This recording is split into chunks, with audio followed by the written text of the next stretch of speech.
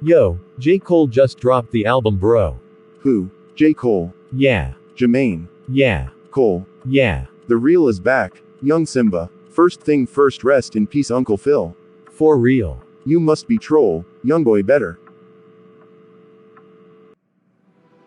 Hi everyone, welcome to the dark side of YouTube. I'm your host eyessassin, also known as Asian JID. In this occasion I'm gonna shoot my opinions on new record by one of GOATs in music industry, JCole. So, without any further ado, let's get started.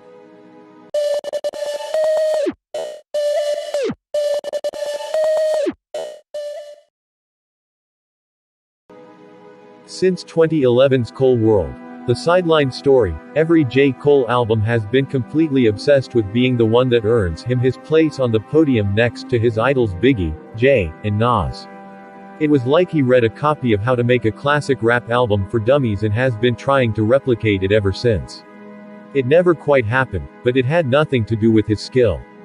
He's a clever lyricist who can make lines stick for both good and bad reasons, the type of a storyteller who could get you to pull up a chair and listen. And his beats may sound familiar, but they have this warmth to them that can produce the rare Billboard hit that feels intimate. It's just that he's so deadly serious that he can make rap sound like studying for the SATs. In a recent interview with Slam, he opened up about how he was once so tormented by aspirations to make long-lasting music that he wouldn't even allow himself to complete watching a full season of television. Imagine not letting yourself binge watch Bob's Burgers or whatever because you're too busy trying to make the next The Blueprint. Sounds terrible. Well, finally he's come to the realization he needs to chill out. Refreshingly, his latest album The Offseason isn't so damn uptight. The Offseason is a much-needed break from the heavy-handed preachiness that made KOD and For Your Eyes only such slogs to get through. He pulls back slightly from the narrative form of writing sorry to the wet dreams, heads but no virginity tales on this one, in favor of more punchlines and wordplay. This switch doesn't suddenly turn him into a Flint rapper, but it does sound like he's having fun for once. That liveliness comes out on the album's collaborations. On My Life, Fayetteville crooner Moray's hook reproposes Pharaoh Monk lyrics through vocals that sound like he's leading a church choir. 21 Savage's guest appearance is filled with the warmest death threats, and the smoky beat is done by Cole with help from Jake One and Wu-Tang. This gives him the freedom to pour most of his energy into his verse, which catches a nice balance between the sort of shallow but earnest introspection he's known for in more trivial things that just sound cool. Wanna be in the spotlight where every bitch want me like Rihanna droppin' new Fenty, he raps.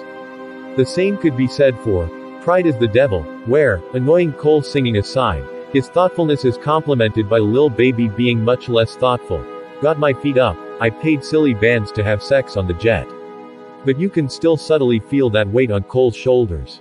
Applying pressure, feels tense, made worse by a lifeless self-produced boom-bap instrumental that sounds like the background music for a 90s UPN sitcom, and some bars that have become expected of the out-of-touch rap elite. If you broken clown and a millionaire, the joke is in you. Nas would approve of this one.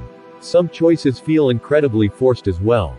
Most notably the intro where he squeezes some cliché flexing in between a half-assed Cameron monologue and the jarring tonal shift into Lil Jon chants. Likewise, Let Go My Hand would probably fall similarly flat if it wasn't so funny. In what is supposed to be a sincere moment, he reveals that he once got into a scuffle with Diddy, and in the very same song, Diddy shows up to speak some sort of fake enlightened prayer. None of this works, because no one cares about this beef, especially Diddy, who instead uses his studio time to promote his rebrand into Tony Robbins. In the build-up to this album, Cole put out a mini documentary that asks the question, why is it so hard to be great in rap as you get older? Cole, now 36, believes that he's solved it, though his answer is actually meaningless motivational speak about hunger and putting in the work and other sayings that belong on a Nike t-shirt.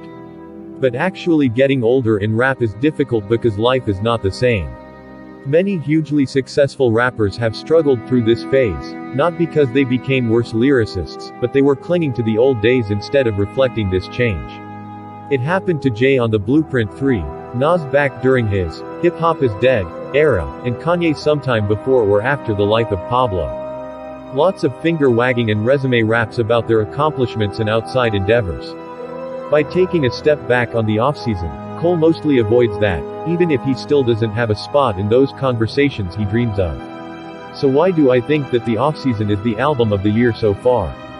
Here's why. You get a version of Cole that we've been waiting for.